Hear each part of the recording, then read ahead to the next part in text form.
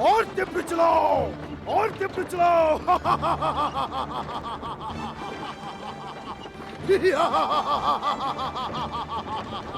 और तीव्र चलाओ सारथी, युवराज कंस जा रहे हैं।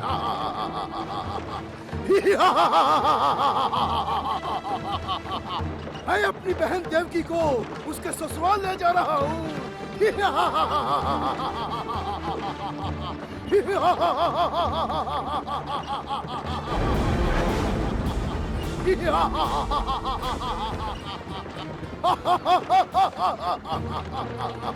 युवराज कंस जा रहे हैं।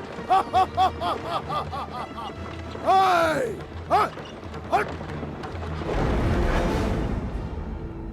हट, अंधे हो गया है? देखकर नहीं चल सकते थे? दुष्ट! मैं तो अपने ही राह जा रहा था। आप भी अंधाधुंध प्रचंड वेग से चले आना थे युवराज। चुप, चुप, चुप! मथुरा देश के युवराज कंस से आंख मिलाता है दुष्ट! क्षमा करें युवराज, युवराज होने का ये अर्थ तो कदापि नहीं है कि आप किसी भी व्यक्ति को रोकते चले जाएं। अभी बताता हूँ।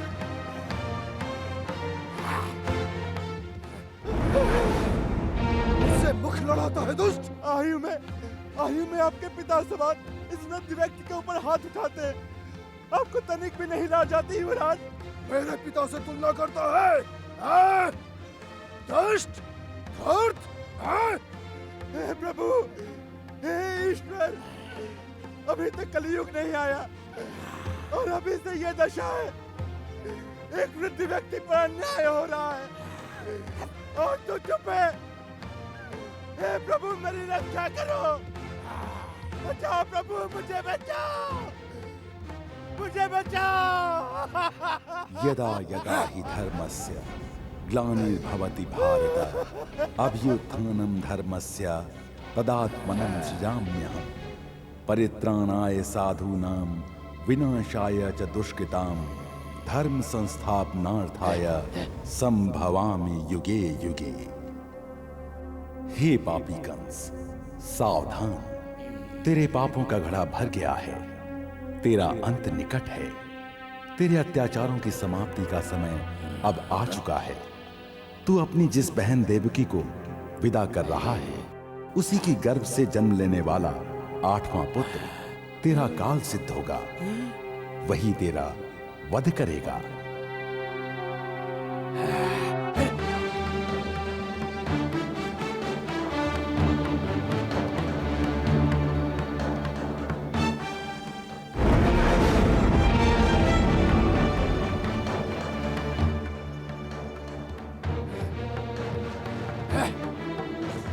मेरे हत्यारे को जन्म देगी, मेरे वधि को जन्म देगी। नहीं भैया नहीं। नहीं नहीं क्या? तूने आकाशवाणी नहीं सुनी? किंतु मैं कंस हूँ। तू जीवित रहेगी तभी तो संतान को जन्म देगी। नहीं कंस भैया नहीं, देवकी पर दया करो, मुझ पर दया करो। दया करो उस पर जिसके गर्भ में मेरी मृत्यु पलेगी। मैं कंस हूँ, कंस। मैंने फन उठने से पहले नागिन के फन को कुचल डालना सीखा है।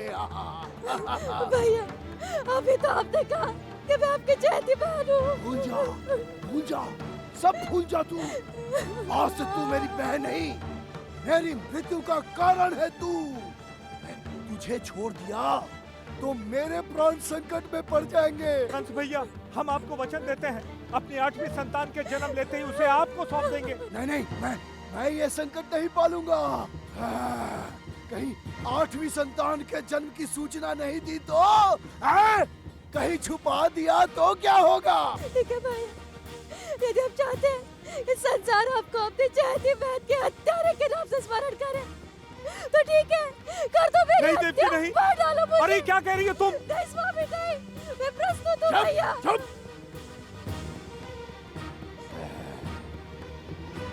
मैं तेरे तर्क से सहमत हूँ। तेरे तर्क ने मेरे खड़क की धार पलट दी। ठीक है, मैं तुझे मारूंगा नहीं, परंतु छोड़ूंगा भी नहीं, छोड़ूंगा भी नहीं।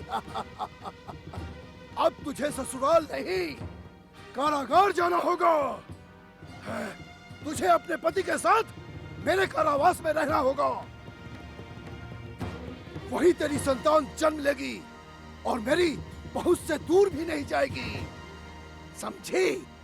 और ये जान ले, मुझे दो वस्तुएं अधिक प्रिय हैं, जीवन और सत्ता। मैं इसके लिए कुछ भी कर सकता हूँ, किसी को भी अपने मार्ग से हटा सकता हूँ। सारथी, मथुरा चलो।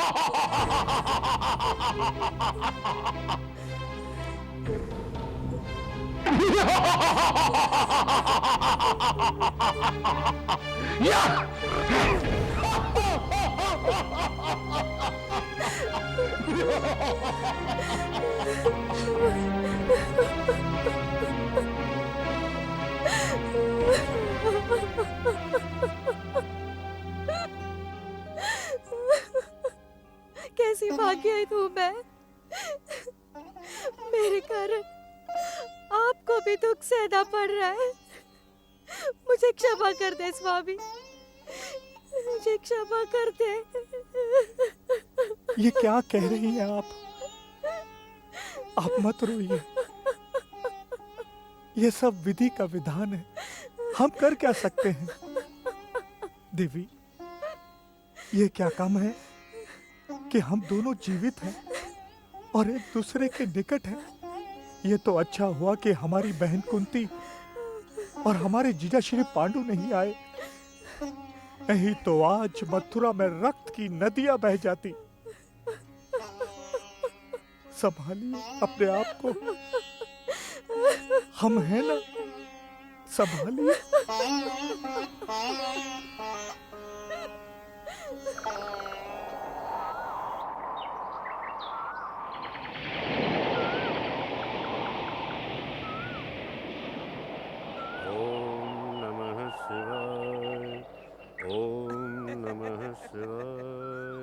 अरे पकड़ो पकड़ो पकड़ो।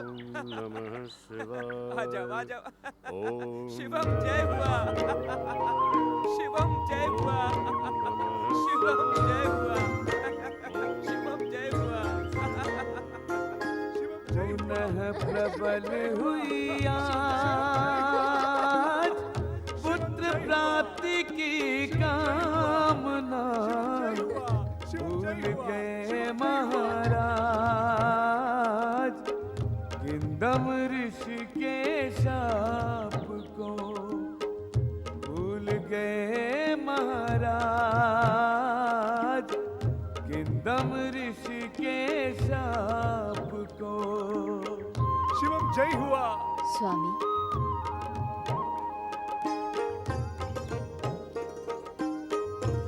शिवम जय हुआ, शिवम जय हुआ। आपके लिए पारिवारिक जीवन के प्रति इतना आकर्षण उचित नहीं है। मैं क्या करूं देवी? क्या मेरे जीवन की यही नियति है, संतानहीन होकर जीवन व्यतीत करना और मृत्यु को प्राप्त होना? संतानहीन के लिए तो स्वर्ग भी अपने द्वार बंद कर लेता है। स्वामी, सत्य कह रहा हूं देवी,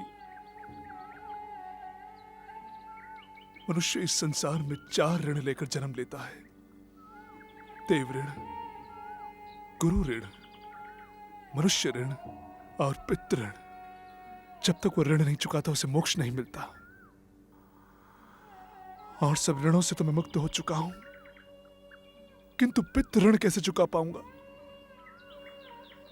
जब तक संतान नहीं हो सकती तो। स्वामी, ऐसा ना कहिए। तो फिर मैं क्या करूं देवी? मुझे संतान की इच्छा है। मैं आपको मां के रूप में देखना चाहता हूं, अपने बालकों की किलकारियां सुनना चाहता हूं। मुझे संतान चाहिए देवी, संतान चाहिए। परंतु स्वामी, मैं जानता हूं परिस्थितियों ने मुझे असमर्थ कर दिया है, परंतु नियोग तो शास्त्र उचित है। यदि आप चाहें तो नियोग द्वारा मुझे संतान दे सकती हैं।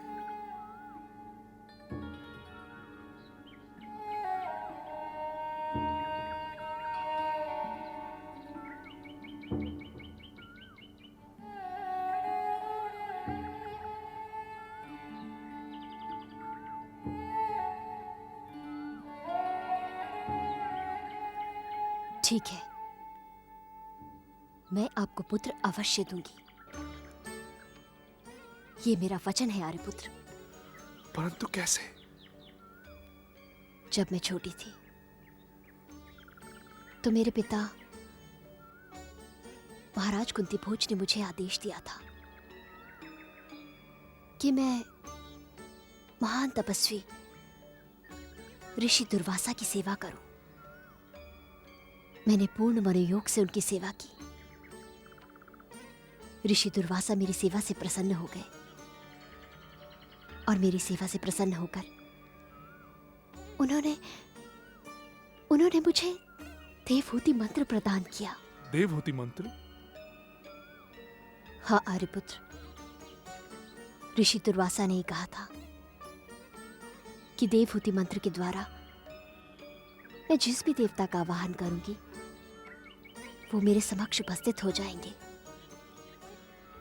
और मेरी जो भी मनोकामना होगी उसे पूर्ण करेंगे। आप धन्य है देवी, धन्य है। शापित होने के उपरांत मेरा जीवन निराशा के जैसे अंधकार में डूब गया था, उसमें पहली बार आशा की किरण जागी है। आपके देवहूति मंत्र का सत्य जानकर मेरा मृत हृदय जीवित हो गया है। देवताओं की कृपा से मेरे सूने जीवन को पुत्र का दान दे दीजिए। जैसी आपकी आज्ञा आर्यपुत्र।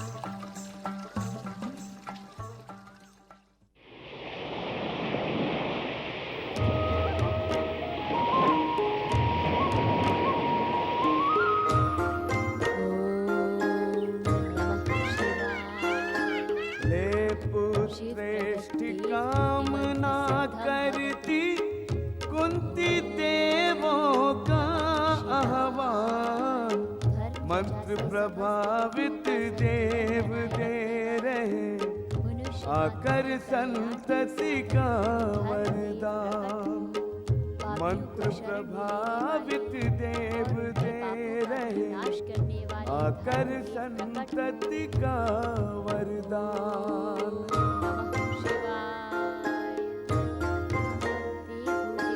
कुंती का आवाहन सुनकर प्रगटे धर्मराज भगवान।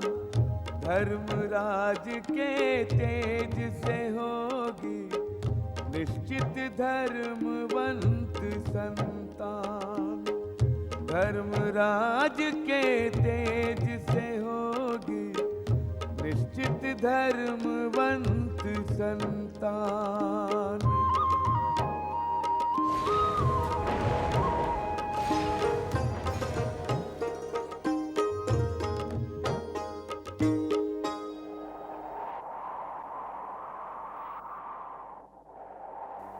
गांधारी,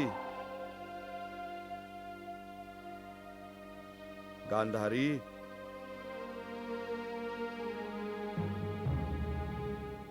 गांधारी, बहुत दिनों से हम लक्ष्य कर रहे हैं कि तुम कुछ बोलती ही नहीं हो, मौन सी बैठी रहती हो।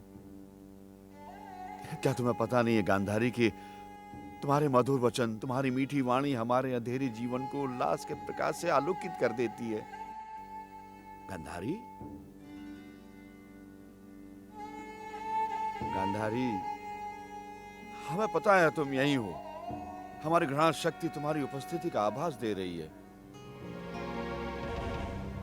तुम कुछ बोलती क्यों नहीं हो गांधारी? तुम्हारा मौन हमें चिंतित किए दे रहा है। गांधारी, गांधारी, तुम्हारी तुम्हारी मधुर वाणी सुनने के लिए हमारे कान आतुर हैं। कुछ तो बोलो। तुम्हारा मौन हमारे लिए असह्य हो रहा है गांधारी। हमारे पास आओ, तुम जहां भी हो हमारे पास आओ गांधारी। गांधारी!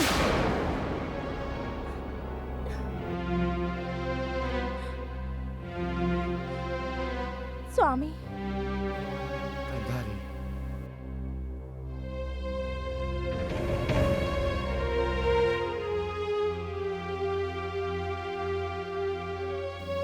ये क्या? तुम रो रही हो गांधारी? तुम क्यों रो रही हो गांधारी? क्यों? तुम्हारे अश्रुओं की आवाज से हमारा हृदय फटा जा रहा है गांधारी। क्या दुख है हस्तिनापुर की महारानी को, हमें बताओ। हम प्राणपण से उसका निवारण करने के लिए प्रस्तुत हैं। क्या बात है? तुम मौन क्यों हो? तुम्हारा ये मौन हमारे लिए असह्य हो रहा है गांधारी। हमें इस दुख का कारण है ना? हमारे कारण ही नेत्र होते हुए भी तुम अंधों की भांति जीवन जी रही हो। नहीं स्वामी, नहीं स्वामी, ऐसा न कहिए, ऐसा कदापि न कहिए स्वामी। तो बताओ क्या बात है? तुम्हारा एक एक अश्रु हमारे लिए सहस्त्रों माणिकों के समान है गांधारी।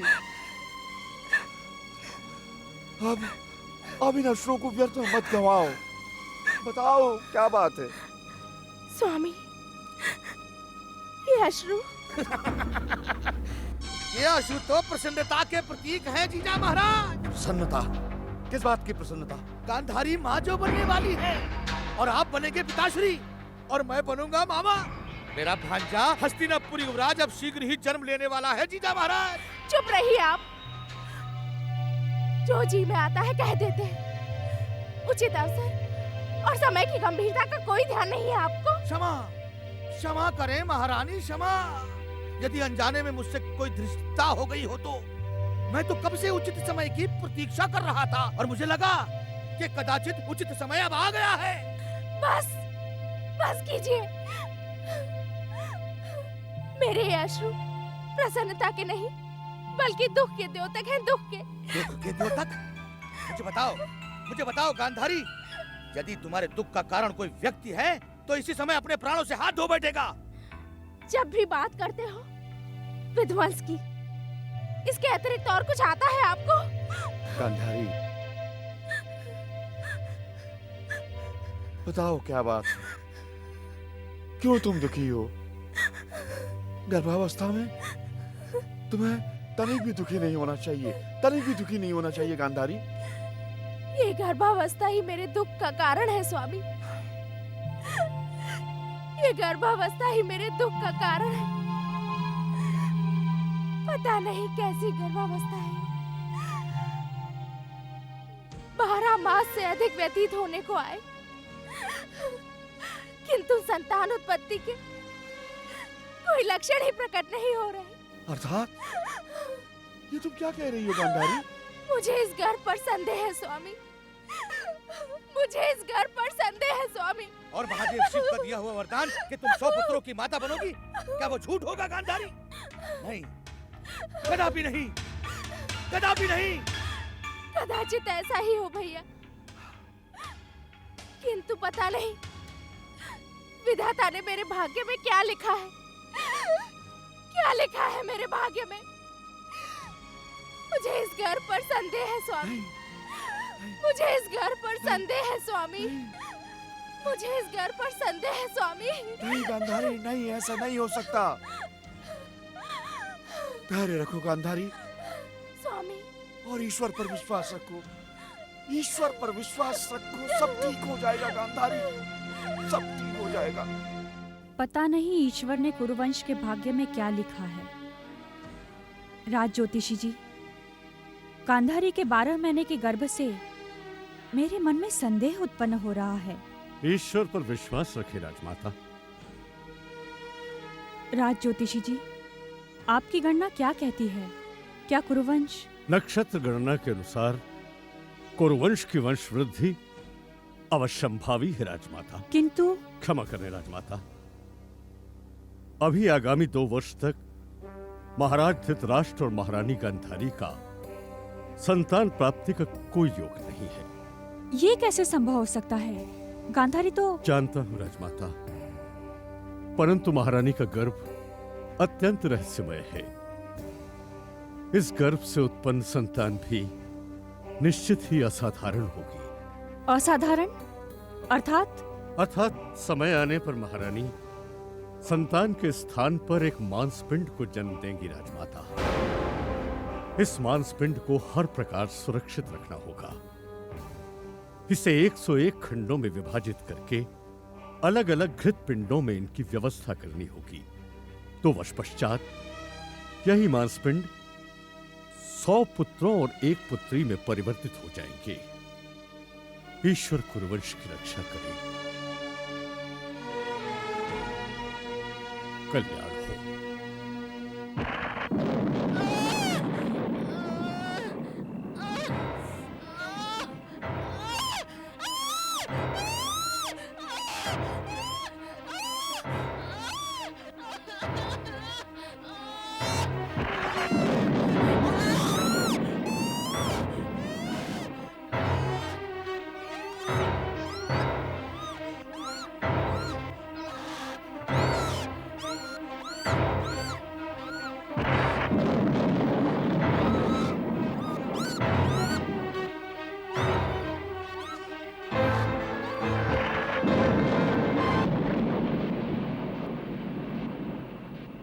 बधाई हो स्वामी, बधाई हो। कुरुवंश का उत्तराधिकारी आ चुका है। आप पिता बन गए हैं।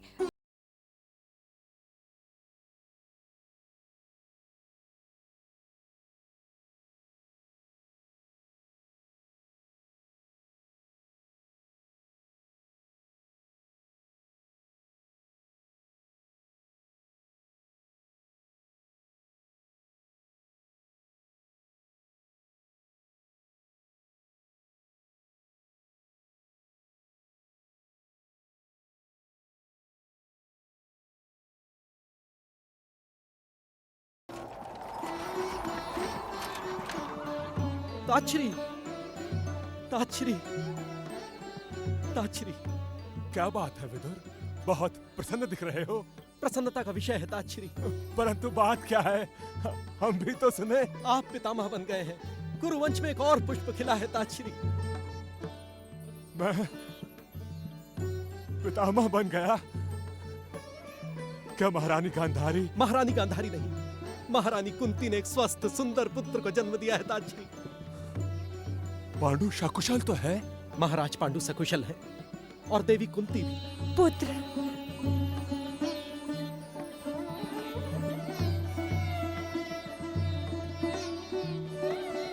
पुत्र, बधाई हो। आपको भी बधाई हो माता, आप पर पितामह ही बन गई। बधाई हो राजमाता, बधाई हो। तुम्हें भी विदुर। किंतु ये चमत्कार कैसे हुआ? मैं तो किंदम ऋषि के श्राप से बहुत चिंतित थी। राजमाता, किंदम ऋषि का शाप अपने स्थान पर है, परंतु महारानी कुंती को यह पुत्र देवों की कृपा से प्राप्त हुआ है।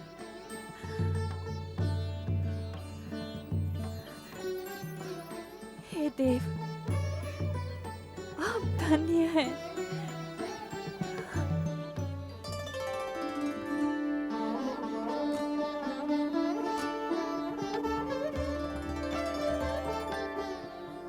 महाराज,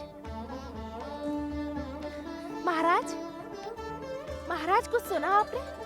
कुंती ने बालक को जन्म दिया है। आपके भ्राता पांडु पिता बन गए हैं। पूरे राजमहल में हर्षोल्लास का वातावरण है। हस्तिनापुर नगरी में उत्सव मनाए जा रहे हैं। कितना शुभ समाचार है स्वामी। कुंती ने बालक को जन्म दिया है। क्या हुआ स्वामी? सुनकर आपको हर्ष नहीं हुआ? क्यों नहीं हुआ देवी, अवश्य हुआ। उतना ही हर्ष हुआ जितना दूसरे के घर संतान होने का समाचार मिलने पर होता है। दूसरे के घर संतान? ये आपने कैसी बात कह दी स्वामी? कुंती पुत्र हमारे घर की संतान है। कुरुवंश का कुलदीपक है वो। हमारा अपना पुत्र है वो स्वामी। हाँ हाँ, क्यों नहीं, क्यों नहीं। कुंती पुत्र ही क्यों, हस्तिनापुर की समस्त महिलाओं के पुत्र तुम्हारे ही तो पुत्र हैं। भैया, क्यों, क्या मैं झूठ कह रहा हूँ? एक बात जान लो बहना, दूसरों का पुत्र दूसरों का ही होता है और अपना पुत्र वो होता है जो अपनी कोख से जन्म ले। तो मैं क्या करूं? मेरे गर्भ में संतान को आए हुए 2 वर्ष से अधिक हो गए। अब वो जन्म न ले तो इसमें मेरा क्या दोष? तुम्हारे गर्भ में संतान है या कोई वेद जो जन्मने का नाम ही नहीं लेता? मैं हूँ ही अभागन स्वामी, मैं हूँ ही अभागन। क्या है शकुनी, क्यों रुला रहे हो अपनी बहन को? आज तो मेरी बातें सुनकर केवल मेरी बहना ही रो रही है महाराज। कल जो होगा उसे देखकर हम सब मिलकर रोएंगे। क्या अशुभ बातें कर रहे हो तुम? जब सब अशुभ हो रहा है तो मैं शुभ शुभ बोलूं तो क्या झूठ नहीं होगा? अब कह भी चुको जो कहना चाहते हो। क्या शुभ होने वाला है? एक नियम होता है प्रकृति का और दूसरा नियम संसार का। पहेलियां मत बुझाओ शकुनी। मैं पहेलियां नहीं बुझा रहा हूँ जीजाश्री, मैं तो आपको बता रहा हूँ कि प्रकृति का नियम ये होता है जो संसार में पहले आता है वो बड़ा होता है, और संसार का नियम यह है जो बड़ा है वही राज सिंहासन का उत्तराधिकारी। और पांडु के पुत्र ने संसार में पहले आकर स्वयं को आपके उस पुत्र से ज्येष्ठ सिद्ध कर दिया है जो अभी तक संसार में आया ही नहीं। सब हमारे भाग्य का दोष है शकुनी। ये थी तो हमारे साथ तब से खेल खेल रही है जब से हमने जन्म लिया था। हम इस संसार को देख ही नहीं सकते थे जो हमारा था, जिस पर हमारा अधिकार था। अब तो लगता है ये जीवन के अंत तक चलता रहेगा, चलता रहेगा। नहीं स्वामी नहीं, ऐसा न कहिए स्वामी, ऐसा कदापि न कहिए। आपके सिवा मेरा है ही कौन, मेरा है ही कौन।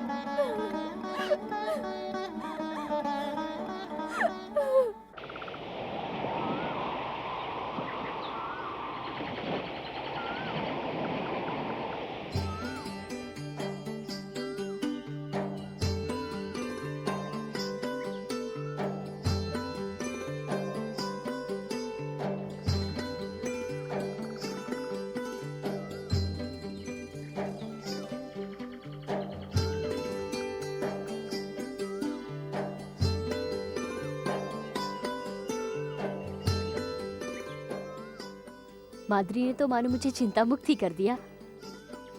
जिस दिन से युधिष्ठिर का जन्म हुआ है, माद्री ने उसके पालन पोषण का दायित्व अपने सर पर ही ले लिया है, और युधिष्ठिर भी मुझसे अधिक माद्री से हिला हुआ है। 1 वर्ष हो गया और वो मेरे पास तो कुछ ही समय रहा है। देवी, आपकी बात सुनकर मेरे मन में एक भूली हुई इच्छा जाग पड़ी है। मैं समझी नहीं आर्यपुत्र। आपने कहा कि 1 वर्ष हो गया है। हाँ तो? नहीं, आपने कहा था कि 1 वर्ष बीत जाने पर। मैं समझ गई, आपको दूसरा पुत्र चाहिए। हाँ देवी, इसमें कोई संदेह नहीं है कि आपने युधिष्ठिर को जन्म देकर हमारे कुरुवंश को एक धर्म की मूर्ति प्रदान की है, किंतु मैंने आपसे एक ऐसे पुत्र की इच्छा भी की थी जो महाबली हो।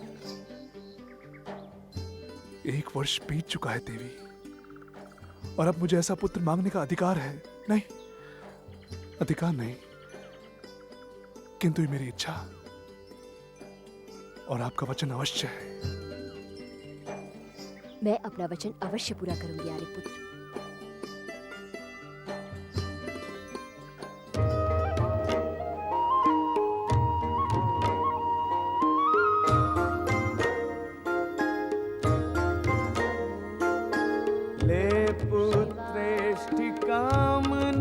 करती कुंती देवों का आह्वान, मंत्र प्रभावित देव दे रहे आकर संतति का वरदान। मंत्र प्रभावित देव दे रहे आकर संतति का वरदान।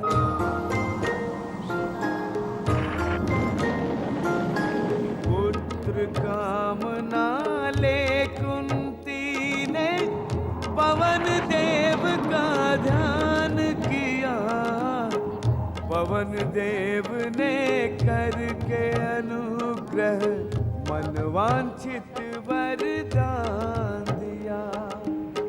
पवन देव ने करके अनुग्रह मनवांछित वरदान दिया।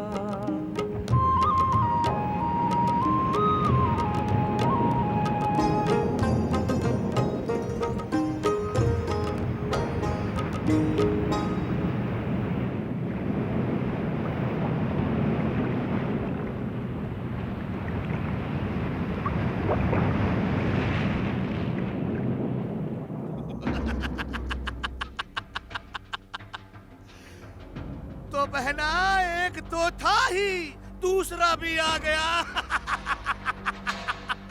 कौन दूसरा आ गया? अशुभ समाचार। आपके मुख से तो शुभ समाचार भी अशुभ प्रतीत होता है भैया। स्पष्ट कहिए, क्या बात है? मेरे मुख से तो सदा सत्य ही निकलता है। अब जिसका मन चाहे उसे अशुभ समझे और जिसका मन चाहे शुभ। तुम्हारी प्रिय कुंती दूसरे पुत्र को जन्म देने वाली है। अब ये समाचार मेरे लिए तो अशुभ है, तुम्हारे लिए क्या है ये तुम जानो। क्या कहा? कुंती पुनः गर्भ से है? हाँ, 100 पुत्रों का वरदान तो तुम्हें मिला था गांधारी, किंतु मुझे लगता है कि तुम्हारा मिला वरदान खसक कर कुंती की गोद में चला गया। कहीं ऐसा ना हो गांधारी कि वो 100 पुत्रों को जन्म दे दे और तुम यूं ही सूनी गोद लिए बैठी रहो। भैया मत मारो व्यंग के बाण, मेरा मन यूं ही चलनी है। आपकी बातें सुन सुनकर मेरे हृदय पर आड़ियां चलने लगती हैं। मुझे संतान उत्पन्न नहीं हो रही, तो इसमें मेरा क्या दोष? अब तो लगता है 2 वर्षों से जिस बोझ को मैं अपने गर्भ में ढोती चली आ रही हूँ उसे समाप्त कर दूं। हाँ, हाँ मैं इस गर्भ को समाप्त कर दूंगी। हाँ, हाँ मैं इसे अपने हाथों से नष्ट कर दूंगी। हाँ, हाँ मैं इसे नष्ट कर दूंगी। ऐसा मत करो। हाँ मैं इसे नष्ट कर दूंगी। भगवान के लिए ऐसा मत करो। मैं इसे नष्ट कर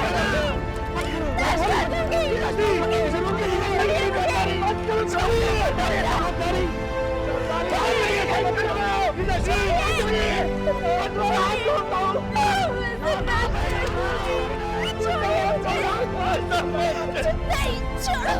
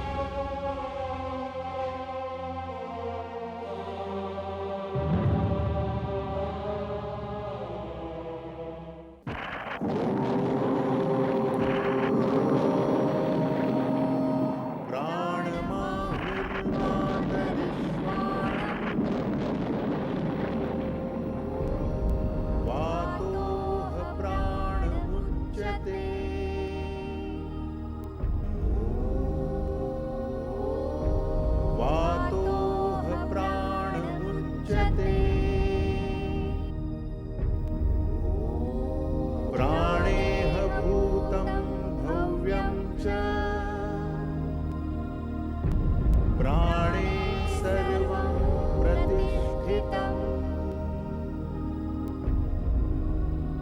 स ओतः प्रोतश्च विभू प्रजासु न तस्य प्रतिमा अस्ति यस्य नाम महद्यशः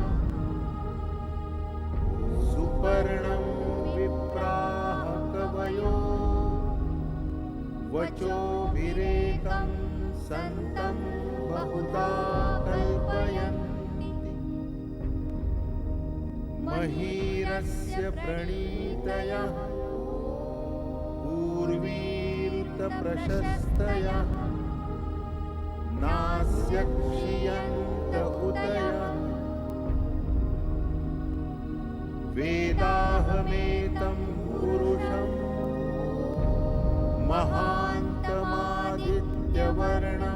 तमसः परस्तात् तमेव विदित्वाति मृत्युमेति नान्यः पन्था विद्यते यनाय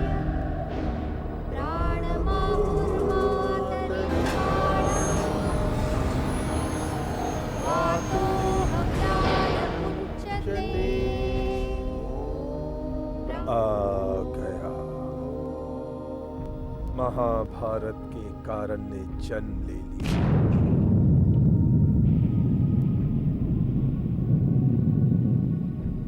अब सब कुछ वैसा नहीं रहेगा जैसा आज तक रहा था। सब परिवर्तित हो जाएगा, सब अस्त व्यस्त हो जाएगा। युग परिवर्तित होगा, काल परिवर्तित होगा। विनाश की नदी समय के सेतु के ऊपर से होकर निकल जाएगी।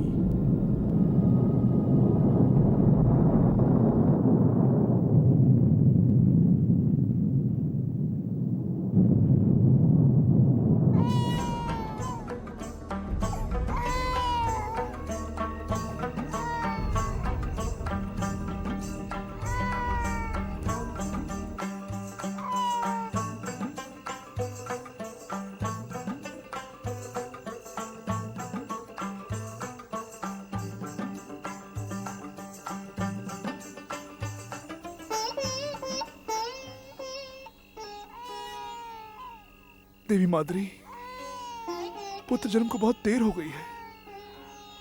कुंती को अभी तक सुध क्यों नहीं आई है? धीरज रखिए महाराज। अब ऐसे बलशाली पुत्र को जन्म देने के बाद तो किसी भी नारी की दशा ऐसी हो जाएगी। चिंता मत कीजिए, सब ठीक हो जाएगा।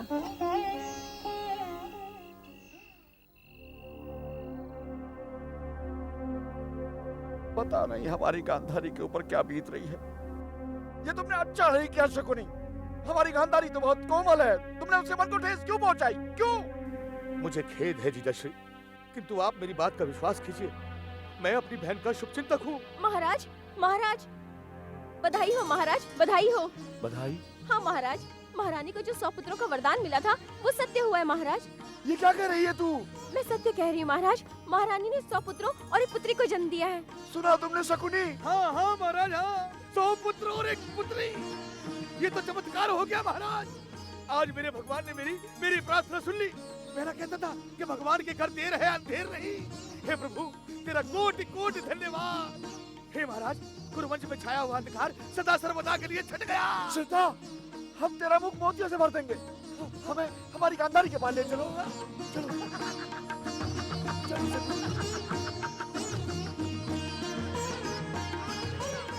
गांधारी, गांधारी, बहुत बहुत बधाई हो 100 पुत्रों और एक पुत्री के लिए। बताओ कितने सुंदर है ये। हमें पूरा विश्वास है ये तुम्हारी भांति सुंदर होंगे सब। आपने मुझे कब देखा स्वामी, जो कह रहे हैं ये मेरी ही भांति सुंदर होंगे? देखा नहीं तो गांधारी क्या हुआ? हमने तुम्हें स्पर्श तो किया है, हमने तुम्हारी मधुर वाणी तो सुनी है। सत्य कह रहे हैं गांधारी, आज हमें पहली बार अपनी दृष्टिहीनता पर दुख हो रहा है। मन करता है ईश्वर एक बार, बस एक बार हमें दृष्टिदान दे दे और हम बस मात्र एक क्षण के लिए अपनी संतानों को देख सकें। बस उसके बाद हमें जीवन भर अपने अंधेपन का दुख नहीं होगा। मैंने स्वयं इन्हें नहीं देखा स्वामी, कैसे बताऊं आपको।